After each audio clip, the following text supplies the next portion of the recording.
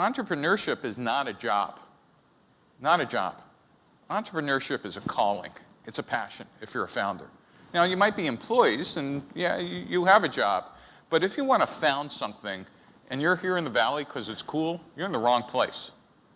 This is like being an artist and a sculptor or a composer, because you're going to be dealing with some of the world's most miserable days.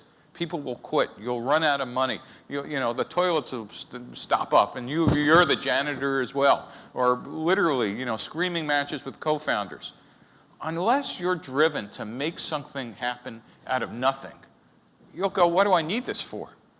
But if you're driven, those are just obstacles you remove.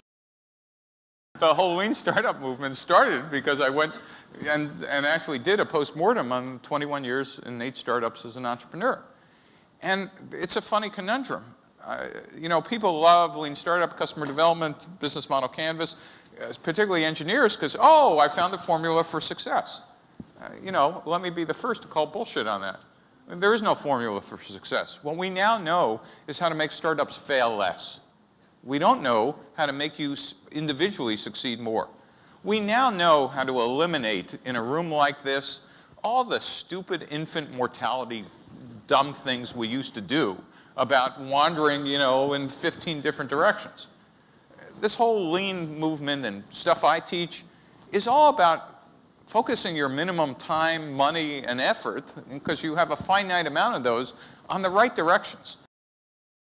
You guys, as a community, do the world's worst job in communicating, and I inferred it earlier, is you guys have pattern recognition experience, and somehow you don't explain it like that. You explain it as individual sheer genius on the part of you, the investor, or whatever, instead of just saying, let me explain to you that while you, Mr. Founder, are seeing one company, yours, I'm sitting through 10 to 15 companies in the same domain. And let me explain to you what I'm seeing in the industry and how founders have failed and whatever. And therefore, when I'm opening my mouth, I'm going to tell you in a board meeting whether this is my hot opinion of the day or I am seeing this movie unfold outside the bounds of your company. And if it were explained like that, then smart founders will go, oh, either the VC's having a bad day, or holy cow, they're trying to give me some pattern recognition advice about stuff that's going on elsewhere. That could be incredibly useful. Yet I've never heard it framed like that because there was always a large ego component of I'm a VC and you're just the dumb founder. Luckily, I believe that, as you've now kind of understood, it's usually the other way around. The Valley is kind of like now recognizing it's the powers in the other direction. Is, excuse me, you fund the money we make for you guys. I did 8 startups, and 3 of them I did with the same team. When you have the heat's on and there's a gun to your head, you get to find out whether everybody steps up or not. And the time to do that, by the way, is not in a startup. Just as an aside, there never was a way for you to test before whether the group of people you're thinking of founding a company with actually is going to last. You'll find that the characteristics that work for you as a co-founder might not be the characteristics that work for someone else. Some of you just might want somebody who's smart. Some of you might want a shoulder to cry on.